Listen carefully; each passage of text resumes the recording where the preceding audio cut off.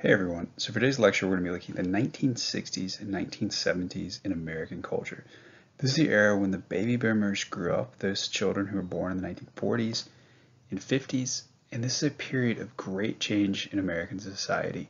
We see the boomers really change American values and begin to adapt a new way of life. So in a lot of ways, the 1960s and 70s can be looking at a backlash to the 40s and 50s, to those traditional family values, those traditional gender values, those kind of suburban consumerism ideals that we saw in our last lecture. So what happens in the 60s and 70s? That liberalism surges.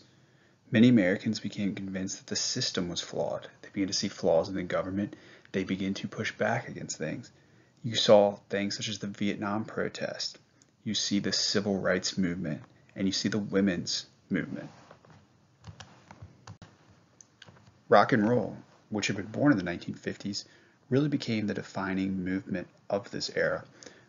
You see kind of the rebellion aspect of it. You have fashion, you have even the attitude towards life becomes defined by rock and roll, defined by the hippie movement, defined by these movements against culture, kind of a counterculture. So you have new role models like Jimi Hendrix, Janis Joplin.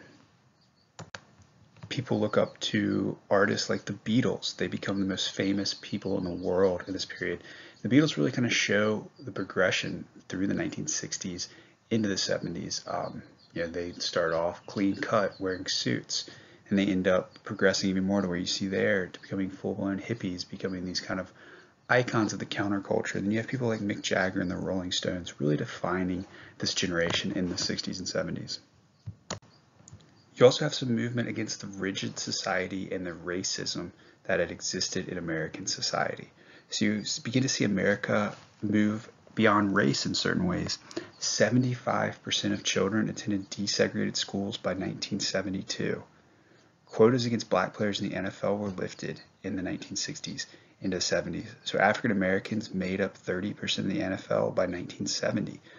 You're seeing more opportunities. There are not those color barriers that existed, but there are still problems of racism within the United States.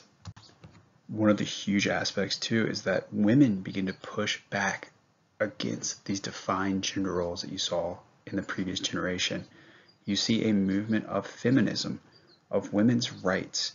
They begin to protest certain things like equal pay. Women wanted to be paid the same as men to do a job. You see the growth of childcare, the idea that women can go out into society and work, and that someone will take care of their children. It's a big industry that grows, particularly in the 70s as women begin to enter the workforce. And you see increasing job opportunities. You see women protesting the idea of a glass ceiling. The idea of a glass ceiling is that there's only a certain level that women can rise to. You see people protest that and begin to move above that glass ceiling, move up into higher positions within companies. And they begin to fill non-traditional roles, non-traditional jobs. Women begin to become presidents of companies, work in areas where they hadn't before, become business people, where before women had usually been nannies, teachers, things like that. They start to take on large roles. The women's movement, the women's liberation movement, the feminist movement is an important defining aspect of this era. A big aspect of pushing back on traditional values was the sexual revolution. People became more open about sex. Sex became not a taboo like it had been in the previous generation, the silent generation. One of the reasons for this, the birth control pill became widely available. Now, sex and birth are not directly tied. So what this does is free up a lot of people in certain ways. Sex became a mainstream topic. It was featured on TV shows, in movies, in literature. And many of the sexual mores of the previous generation changed. People became more liberal in their orientations. This liberalism and these liberal ideas can be seen on the TV of the generation. So in the 1970s, you have shows such as Three's Company and The Jeffersons, which are really changing the way TV looks. Three's Company is about a single man who lives with two young, attractive women. And you have a show like The Jeffersons, which is about an African-American family. And so you have different looking TV shows. It's not that traditional Leave It to Beaver show. You have TV shows such as Charlie's Angels and Wonder Woman, which are showing women as heroines, showing women as the hero. They are no longer Sleeping Beauty waiting for Prince Charming to save them. They're out there kicking butt, taking names, and saving the day. Women are strong. This represents the liberation movement, the women's movement of this era. You have shows such as the Mary Tyler Moore Show, which showed a working woman working for a news organization, living on her own, making her own money. So this is kind of a really different idea than what we saw in the 40s and 50s. And you have a show like Star Trek, which features a African American woman, also kind of has these liberal ideas of exploration, space exploration, opportunity, really looking forward. So these kind of represent the ideas of the era. Movies become a huge aspect of popular culture as well. Movies kind of define generations, kind of become a pop culture phenomenon. And so you have something like Star Wars, which still exists today. Star Wars comes out in 1977, becomes kind of the first huge blockbuster, this huge fantasy. And you see people become really attached to that. Again, a Star Wars movie came out last year. It's still making millions of dollars. Horror movies such as Jaws become popular. Controversial pictures such as the Rocky Horror Picture Show, which has a transsexual protagonist, become popular. This shows that people are seeking out different forms of entertainment. They're not going with the same thing, and there are a lot more opportunities in movies. Rock and roll moves into new eras, new forms, with the creation of disco in the 1970s. So disco kind of defines that generation, kind of a me generation. It's upbeat music. It's expressive. You get out there and dance, but it's also at the club. You're supposed to be social. You go to a disco nightclub. You're out there showing yourself off. You're living. And so it really represents kind of that liberalism, kind of that me generation, kind of look at me, listen, I'm upbeat, I'm living, I'm happy. Popular artists of the disco era are the Bee Gees and the Village People. They really represent kind of that individualism and really pushing back on traditional values rather than say like, this is my place in society. I can do what I want to do. I can dress up like an Indian. I can dress up like a cop. I can wear a really shiny suit, sing a really high-pitched song, dance around. It is about expressing me, expressing what I want in society. The Supreme Court of this era makes a couple decisions which can be seen as liberal and which have seen of giving rights to people that weren't necessarily defined by laws, but the Supreme Court creates new rights based on decisions in the cases of Roe versus Wade and Gideon versus Wainwright. In the case of Roe versus Wade, the United States rules that under the right to privacy, that women have the right to an abortion. So the idea is that women control their bodies, they have the right to privacy. So this makes abortion legal during the first trimester. In the case of Gideon versus Wainwright, the United States Supreme Court rules that there is a rule of law that people, no matter what level of society are you, no matter if you're poor, you're rich, are all entitled to the same rights. And what this says is that the state will provide counsel for needy defendants. That is, if you can't afford an attorney, the state will provide you with an attorney in a case. So that is, abortion becomes legal through the Supreme Court, and poor and impoverished people are able to get attorneys through these two decisions. The court also rules on rights during marriage. The case of Loving versus Virginia is an equal rights case. The Supreme Court states that states cannot prohibit interracial marriage. So marriage becomes a fundamental right. Certain states had laws saying that different races could not marry, and the Supreme Court overturns that. So while there are movements to more individual rights, to more representation in society, there are aspects that you see maybe some social decline in certain areas. Drug usage during this era skyrockets. The use of cocaine and heroin becomes epidemic in certain areas. You see inner cities decline. Those areas with inside larger cities begin to see serious decline. You see divorce rates increase, and crime increases throughout the United States. The 1960s and 1970s are a period of urban decay in large American cities. Cities like New York, Chicago, particularly cities through what's known as the Rust Belt, the Midwest, begin to see people moving out of the cities and into the suburbs. That leaves behind poor people within the cities, and you see that city decay as people move outside. So this could be seen as a side effect of the suburbs, in particular white flight. Cities become increasingly African American and increasingly impoverished, and you see downtrodden areas in New York City, Chicago, Los Angeles, and you kind of see kind of this urban decay throughout the country. Here's a depiction from New York City in the 1970s. You see kids playing pretty much with trash on a broken down car. There's graffiti behind them. It doesn't really look like a flourishing area. And so this is what you're seeing is people have moved out of the cities. The people left behind within these urban areas, in these inner city areas, are seeing decay. Pollution has increasingly become a problem. Trash, people leaving everything behind as they move out. So in particular, like I said, the Rust Belt, these cities that have been built on factories, as people have moved out, you're going to see things like this. You see broken down cars, you see trash everywhere, you see old buildings rusted out. So in a certain way that life is moving really quickly, it is also moving slowly in these cities. It is getting worse in certain areas. So in a response to a lot of this, the United States moves forward with liberal government. President Lyndon Johnson declared a war on poverty with a Great Society program. That is, they're going to face poverty. They're going to try to fix these problems that they're seeing in the cities throughout the United States. And ideas of like urban decay will be fixed through a war on poverty. So part of the Great Society deals with healthcare.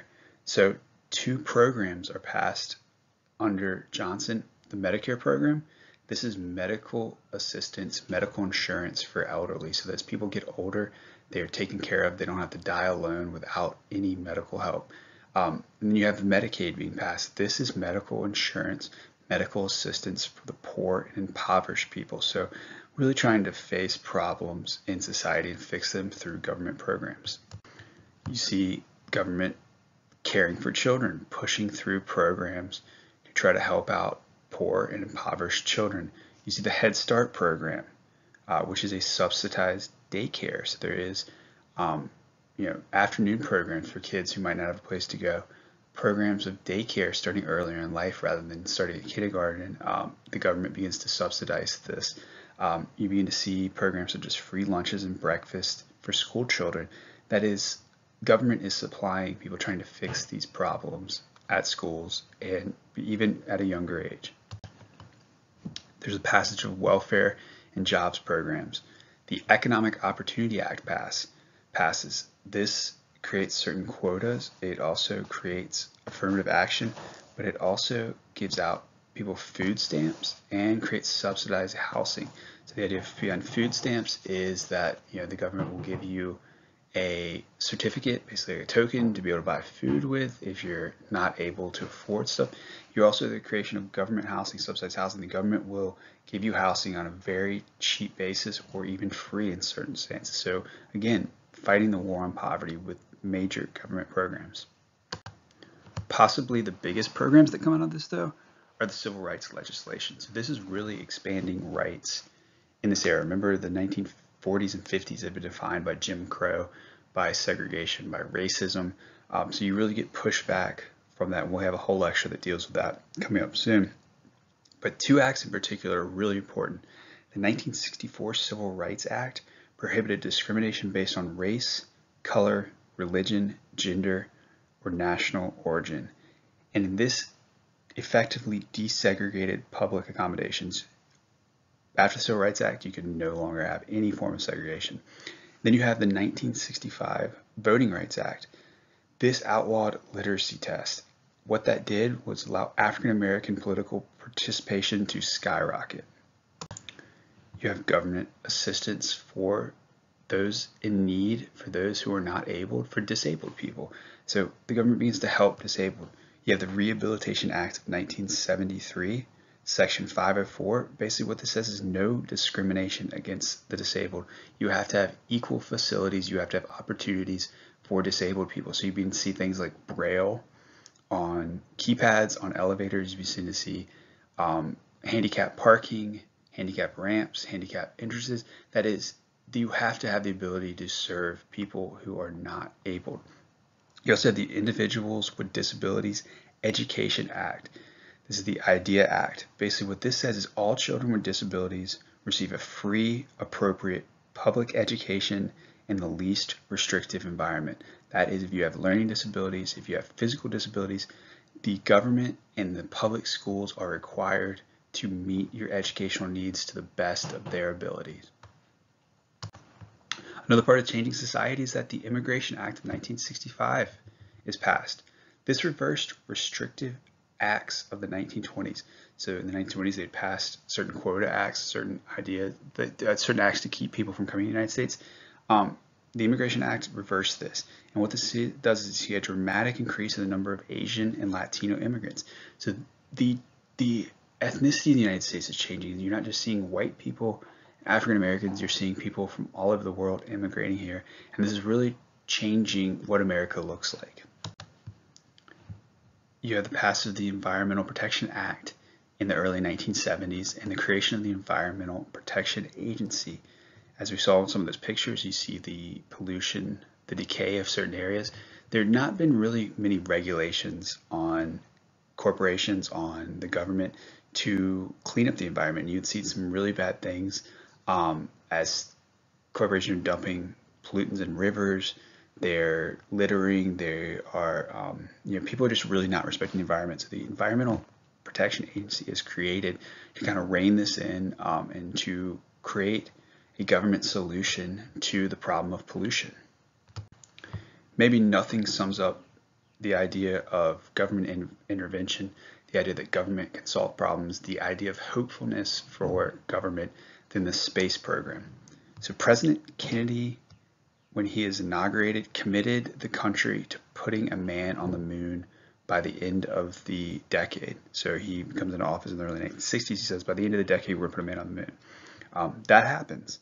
John Glenn becomes the first person in human history to orbit the Earth. He's an American, so he goes all the way around the Earth.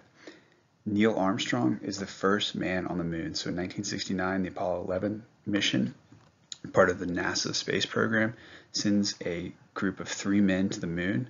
And Neil Armstrong said that's one small step for man, one giant leap for mankind. The idea here is that the government is able to do these great things. They're able to go and lead exploration into areas that would have been unimaginable in a previous generation. So the idea that there's a man on the moon really shows the promise of these big programs. And Sally Ride becomes the first female American astronaut during this period. At the same time, there are all these massive government programs, all this hope for the possibility of government solving society's problems, government leading us into the future. There is massive resistance and massive distrust of government. So you see anti-government protests throughout this era. In particular, the Vietnam protests show a massive distrust of the government. At the Democratic National Convention in 1968, you see protests throughout the city of Chicago, and that's what you see in this depiction here is just, the massive uprising, basically the breaking of the fabric of society in certain ways. Is you have protests, police fighting with protesters. And you also see a rise in domestic terrorism. That is, liberal terrorists, are trying to overthrow the government. You see cases surge in 1968 and 1969. So this is really showing that while the government is moving to having bigger programs, there's still a lot of distrust of that. And finally, you have one of the most controversial issues and one of the things that leads to distrust of the government continuing even today. You have the Watergate scandal. So the Watergate scandal is there was a break-in at the Democratic National Committee's headquarters at the Watergate Hotel in Washington, D.C. President Nixon found out about this and tried to cover it up. And this was exposed, and Nixon was forced to resign in 1974. But the legacy of this is that it led to great distrust of the government. It led to people believing that the government was full of crooks and thieves that were trying to deceive you. And so the legacy kind of the 1960s and 70s is that it is a movement of individualism. It is a movement towards more government, more rights, but it's also an era of great distrust where people become distrustful of these institutions. So we will still see these legacies today.